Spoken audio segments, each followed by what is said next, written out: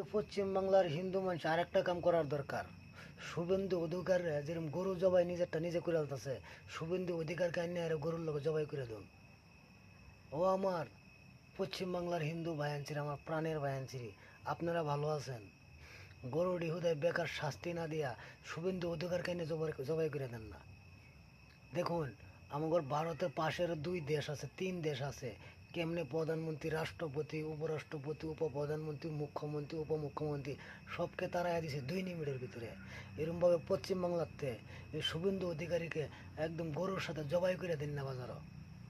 10-এর লাঠি 1-এর বোঝা, 10 জন লাগিয়ে বললে রাইস লাগলে কে শুভেন্দু অধিকারী জবাই করে দিন রে। হায় হায় ভাই, খেলা কিন্তু জমে গেছে ভাই।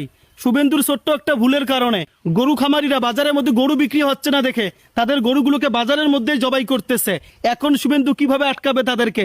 সবাই বিদ্যুৎ গতিতে একটু ভিডিওটা শেয়ার করবেন যাতে করে সবাই দেখে মজা নিতে পারে।